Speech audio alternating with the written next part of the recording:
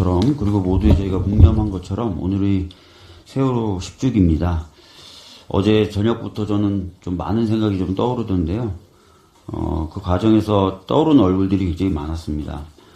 세월호에 대해서 알리시겠다는 그런 의도하에 그 연극 무대에서는 영만 어머님을 비롯한 어머님들, 그리고 노래는 잘하시지 못하시는 것 같은데 노래표 활동을 하시는 우리 창현 아버님이나 어머님, 동혁 아버님이나 어머님, 또 지속적으로 책을 쓰고 발간하는 우리 준영 아버님, 아이들을 기리기 위해서 머리를 노랗게 물들이고 다니시는 우리 순범 어머님, 그리고 참사에서 생존한 딸과의 약속을 지키기 위해서 가족분들 옆에서 계속 애를 쓰고 계신 애진 아버님, 목포와 서울, 안산 등을 수십 번, 수백 번, 수천 번 왔다 갔다 하시면서 진상규명을 위해서 애쓰시는 우리 동수 아버님. 정말 이 부모님들의 애쓰심, 노고, 그리고 고통을 우리가 제대로 좀 봐드려야 될 것 같습니다. 10년 동안 지금 여러 가지 활동을 하고 계십니다. 그럼에도 불구하고 아직도 이 가족분들의 활동을 정치적이다, 심지어는 돈을 원해서 하는 것이다 라고 폄훼하는 시선들이 여전히 존재합니다. 그럴 수가 없겠죠. 어떻게 10년 동안 이렇게 하실 수가 있겠습니까? 이제 오늘부터라도 이분들에 대해서 우리 사회가 좀 따뜻한 손길을 내밀어야 될 것 같고, 그것을 통해서 이 가족분들이 진정한 위로를 받으실 수 있었으면 좋겠다는 생각을 합니다. 항상 이 가족분들은 본인의 아픔뿐만 아니라 사회적 참사를 겪으신 다른 가족분들, 다른 피해자 또는 유족들 챙겨주셨습니다. 제가 이태원 참사 가족분들 뵈러 갔더니 저희보다 먼저 와 계셨고, 오송 참사 때도 먼저 가셨었고, 항상 그렇게 먼저 희생당하신 분들을 챙기시거나 위로를 해주셨습니다. 그분들이 이번 총선 때 요구하셨던 게 있습니다. 크게 세 가지를 요구하셨는데요. 가장 첫 번째 요구하셨던 게 바로 이태원 참사 특별법을 제정하라라는 것을 세월호 가족분들이 가장 첫 번째 요구 조건으로 요구하셨습니다.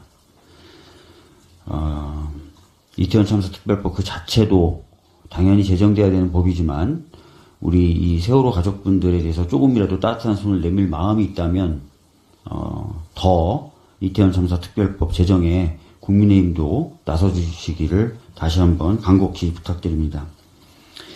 과연 그런데 정부가 바뀔까, 여당이 바뀔까, 이런 것에 대한 우려가 많습니다. 아시다시피 총선 이후에 대통령은 57자로 된 입장문을 곧 그만둘 대통령실장을 통해서 발표했고요. 오늘도 뭔가 입장을 발표한다는데 국무회의를 통해서 발표를 한답니다. 이게 진정한 소통인지 모르겠다라는 말씀을 드리겠고, 대통령실의 총선 후에 첫 행보는 어떤 매체에서 단독 보도한 거로 보면은 법률수석실을 신설하는 곳으로 나아가는 것 같습니다. 법률수석실의 설치 목적에 대해서 많은 의혹들이 제기되고 있는데요. 제가 보기에는 사정기관들이라고 불리는 권력기관들을 보다 더 강하게 통제하려는 것 아닌가라는 생각이 듭니다. 왜 그러냐면 최근에 검찰과 대통령실이 갈등을 빚고 있다. 특히 서울중앙지검장 인사를 비롯해서 갈등을 빚고 있다라는 보도가 나왔었고요. 그 전부터 대통령실은 수사의 가이드라인을 제공하는 행위들을 계속 반복해왔죠. 아시다시피 공수처법에 따르면은 공수처 수사에 대해서 일체 관여할 수가 없습니다. 그런데 최수근 상병 관련된 사건에 있어서 입장을 거듭 냈고, 특히 이종섭 관련돼서 아무 문제가 없다, 자기네들이 다 검토했더니 아무 문제 없다라는 식의 얘기까지 했습니다.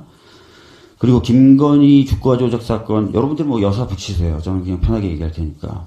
주가 조작 사건 관련돼서 권오수 1심 판결이 나오자 판결문을 분석해서 입장을 발표했죠. 그죠?